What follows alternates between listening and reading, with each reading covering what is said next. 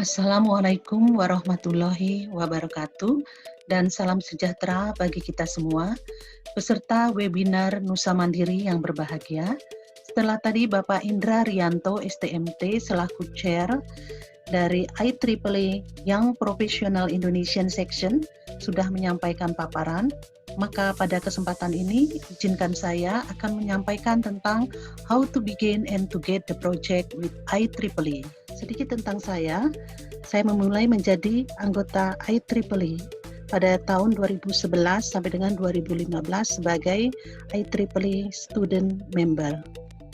Berikutnya, pada tahun 2016 sebagai IEEE Member.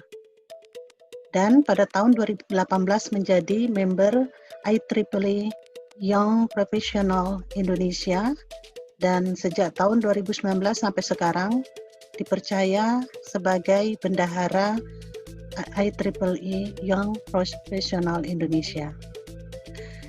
Selain itu, juga menjadi anggota di IEEE Women in Engineering sejak tahun 2016 dan 2 keanggotaan lainnya di tahun 2018.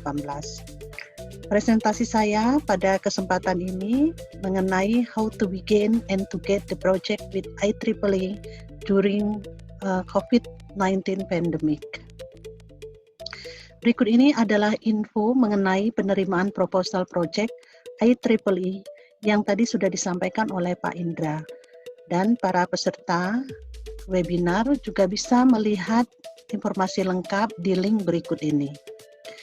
Jadi, pada saat ini Komite Kegiatan Kemanusiaan dari IEEE membuka peluang bagi proyek proposal COVID-19.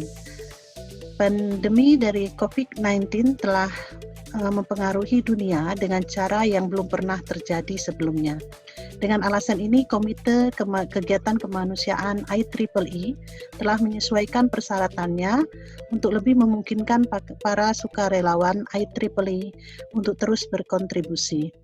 Oleh karena itu, proyek HAC dan SAIK, yaitu kelompok minat khusus teknologi kemanusiaan, bergabung memprioritaskan proposal yang memiliki potensi kuat untuk dampak langsung dalam perang melawan COVID-19 ini. Di slide berikut ini menyampaikan tentang cerita sukses dari tim Indonesia yang berhasil menerima grant dan dibiayai oleh IEEE. Presentasi malam ini pun juga terinspirasi dari beliau berdua. Beliau adalah Dr. Yoke Sadia dan putrinya Dr. Alia Paramita dari Teknik Elektro ITB. Perjalanan grant yang mereka peroleh dapat juga dilihat oleh para peserta webinar di link berikut ini. Beliau berdua mendapat pendanaan untuk aplikasi Sahabat Bunda yang berarti sahabat terbaik seorang ibu. Teknologi ini membantu menghasilkan dan mengatur catatan medis untuk wanita hamil dan bidan yang bekerja. Berikut ini adalah proyek yang diperoleh oleh beliau berdua, yaitu Sahabat Bundaku pada tahun 2015 sampai 2018 hingga pada tahun 2019. Jadi yang pertama itu adalah side project tentang Sahabat Bundaku, tentang sistem untuk bidan, dinas kesehatan dan ibu. Berikutnya adalah proyek tentang permainan Bunda Cermat mengenai literasi keuangan keluarga sederhana, yaitu papan permainan yang memperkenalkan manajemen keuangan sehari-hari yang sederhana. Proyek berikutnya adalah permainan milestone tentang kehamilan dan tumbuh kembang anak. Ini diperoleh pada tahun 2017 sampai dengan 2019. Kemudian ada Sahabat Gizi, membiasakan pengaturan menu dengan gizi yang seimbang dan bahan yang beragam. Kemudian permainan edukasi imunisasi.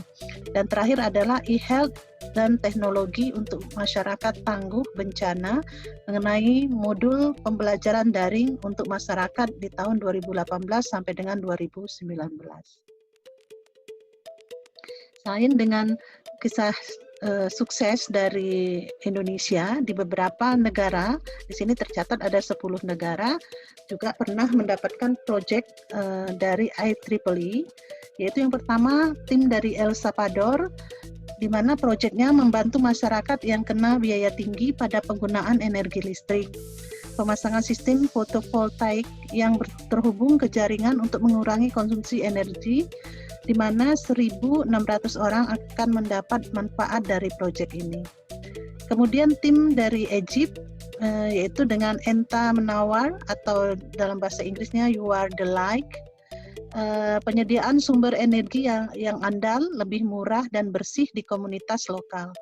Proyek ini meliputi program sadar energi ke siswa, program pelatihan bagi mahasiswa untuk merancang sistemnya, dan desain serta pemasangan sistem di kota Asyut. Kemudian tim yang ketiga dari Guatemala mengenai proyek memasang pompa selam yang memperoleh energi dari panel surya. Kemudian dari Washington DC atau USA tentang Hope One Surge, yaitu menggunakan teknologi ini untuk mendukung upaya lokal untuk mencegah dan mengakhiri tunawisma dengan meningkatkan akses ke layanan perumahan, sosial, karir, dan dalam satu pesan teks pada suatu waktu. Untuk tim India mengusulkan tentang sistem pencegahan serangan hewan cerdas untuk perlindungan tanaman. Di Costa Rica ini mengusulkan timnya mengenai aplikasi seluler untuk mengurangi masalah rentenir di bidang pertanian. Meningkatkan kehidupan melalui penggunaan sistem irigasi otomatis di sebuah pertanian, ini yang diusulkan atau didanai untuk tim dari Nigeria. Tim dari Galapagos Island ini mengusulkan tentang internet komunitas untuk berbagi sumber daya pendidikan berkelanjutan di antara sekolah-sekolah di Pulau San Cristobal, Kepulauan Galapagos. Berikutnya untuk dari tim Bangladesh itu memberikan prioritas tertinggi pada perancangan filter air, di mana proyek ini menggunakan bahan-bahan yang tersedia secara lokal. Dan terakhir dari tim Uganda memenangkan proyek mengenai memperbaiki desain dan implementasi monitor vital sign 4-in-1 Neopenda untuk menyelamatkan nyawa saat lahir di komunitas Uganda. Berikut ini adalah gambar-gambar dari proyek yang saya sebutkan tadi, diantaranya dari El Salvador, kemudian ini dari Egypt, dan ini adalah Guatemala, dan berikut ini adalah di US mengenai tunawisma. Kemudian timbul pertanyaan, mengapa tidak mencoba hibah internasional? Nah, sejauh ini ada yang merasa bahwa tidak tahu di mana menemukan pemberi dana yang cocok dengan penelitian. Nah, sebetulnya pemberi hibah sebenarnya membutuhkan penerima. Sebenarnya ada banyak hibah untuk bidang yang berbeda, dan perlu sedikit menyesuaikan tujuan dalam proposal agar sesuai dengan persyaratan dari hibah tersebut. Nah, menurut yang sudah pernah mendapatkan, maka IEEE adalah tempat yang bagus untuk memulai. Apa saja yang bisa didanai oleh hibah internasional? Umumnya semua proyek, asal bersesuaian dengan hibah. Contohnya e-learning, hanya dari pengajaran sehari-hari. Temukan hibah yang sesuai dengan apa yang dilakukan. Seperti hibah yang berbeda dapat menangani berbagai aspek program penelitian. Misalnya hanya pengembangan atau implementasi saja. Pemberian hibah dapat tentang teknologi atau tentang tujuan kemanusiaan.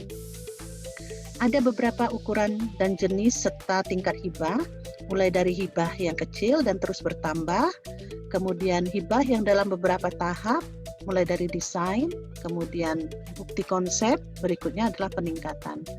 Beberapa hibah memiliki jenis pelamar yang berbeda. Ada yang individu, ada yang unit IEEE, bahkan dari tingkat sekolah atau perguruan tinggi.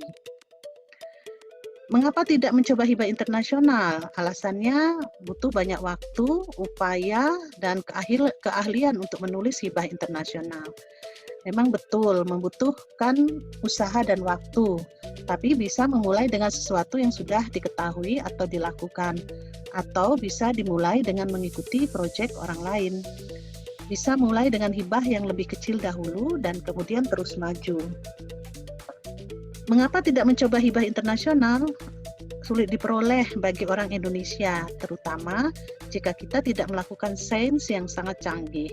Sebetulnya ada banyak hibah yang signifikan yang ditujukan untuk masalah negara berkembang.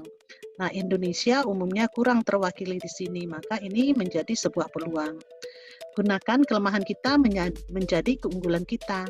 Tantangan ini akan menjadikan proyek kita menjadi unik. How do I start? Bagaimana saya harus memulai? Yang pertama adalah mulai dengan proyek Anda sendiri, memiliki tim yang baik dari segi kemampuan, kemudian pilih proyek di mana Anda memiliki rekam jejak yang baik atau yang relatif baru atau unik.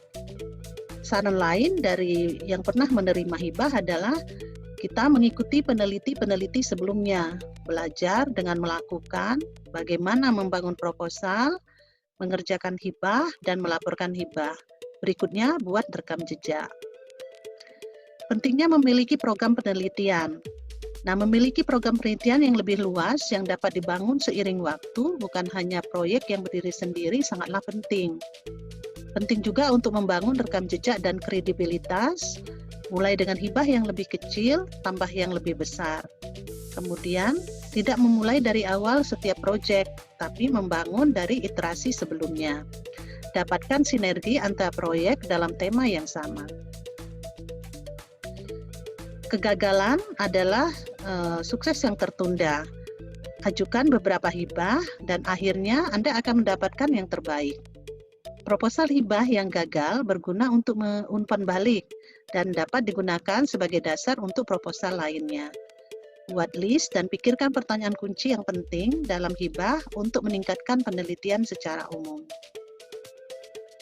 Menyiapkan proposal. Jadi kualitas proposal harus dipastikan yaitu dengan melihat apakah memenuhi persyaratan dan format yang diminta. Kemudian yang juga penting adalah kesesuaian hibah dari proyek. Dalam menyiapkan proposal, kita harus bisa menunjukkan keunikan dari proyek yang kita usulkan. Apakah keunikannya dilihat dari keuntungan sains atau teknologi, atau keuntungan di Indonesia seperti pengaturan yang unik, sumber daya, dan permasalahan yang ada. Atau keunikan proyek berupa dampak atau keunggulan masalah yang menonjol, misalnya tentang Sustainable Development Goals atau SDG, data besar, dan lain sebagainya. Apa itu SDG? SDG adalah 17 bidang, ya, misalnya tanpa kemiskinan, tanpa kelaparan, air dan sanitasi bersih bisa menjadi dampak, contoh-contoh dampak yang mau kita tonjolkan atau keunikan dari proyek proposal kita. Nah, dari 17 kondisi ini, maka jika ini terlaksana dengan baik, dapat memajukan perekonomian dunia dengan tetap memperhatikan aspek penting termasuk alam dan menggunakan sumber daya yang ada secara maksimal, yakni teknologi agar tidak tertinggal jauh dengan negara yang sudah lebih maju. Tentu saja pada kondisi sekarang pandemik Corona-19, maka dampak yang dicari adalah proyek yang bisa menunjukkan dampak yang kuat perang melawan COVID-19. Ini ada tips dan triks yang dibagikan, yaitu yang pertama, sesuaikan dan fokus pada persyaratan spesifik dari setiap hibah. Lihat pemenang sebelumnya, analisa kesamaan apa yang mereka miliki. Kemudian tips yang berikutnya, anggaran harus fleksibel. Pemberi hibah mungkin tidak memberikan full, jadi punya rencana cadangan atau memprioritaskan proyek bagian per bagian. Triks yang berikutnya, memiliki tim yang kuat dengan rekam jejak akan sangat membantu, baik dalam proposal maupun dalam melakukan proyek. Tips yang terakhir adalah memiliki dana awal lebih baik dan mitra yang kolaboratif. Bapak Ibu, peserta webinar Nusa Mandiri yang berbahagia, Di bagian akhir saya akan menyampaikan bahwa hibah internasional ini juga bermanfaat lain bagi akademia, yaitu dapat dinilai sebagai prestasi mahasiswa maupun dosen, yaitu penilaian mengenai pemeringkatan perguruan tinggi. Dalam kondisi saat ini ada 3 sistem yang menilai prestasi mahasiswa, yaitu yang pertama di Early Warning System atau EWS. Ini untuk di wilayah LLDT wilayah 3 Jakarta, di mana setiap tahun kita harus mencantumkan ya, target dari prestasi mahasiswa dan menyampaikan hasilnya di akhir tahun. Berikutnya adalah sistem pemeringkatan kemahasiswaan atau singkat MAWA oleh Dirjen Belmawa Kemendikbud RI, yang juga harus diisi pada setiap tahun, dan ini berguna untuk pemeringkatan perguruan tinggi di Indonesia. Yang terakhir adalah manfaatnya untuk akreditasi. Nah, baik borang akreditasi lama maupun borang akreditasi baru itu mencatat prestasi mahasiswa. Dalam borang akreditasi yang baru, prestasi mahasiswa masuk dalam kriteria yang ke-9, berupa luaran dan capaian Tridharma, yaitu indikator utama luaran Dharma pendidikan pada poin 2 dan 3 berupa prestasi akademik dan prestasi non-akademik. Ini merupakan referensi yang saya gunakan dalam penyusunan presentasi ini. Kemudian Bapak Ibu peserta webinar Nusa Mandiri yang berbahagia, demikianlah presentasi 15 menit dari saya. Semoga bermanfaat. Mohon maaf jika ada hal-hal yang kurang berkenan. Terima kasih sekali lagi. Ayo susun proposal dan manfaatkan peluang. Wassalamualaikum warahmatullahi wabarakatuh.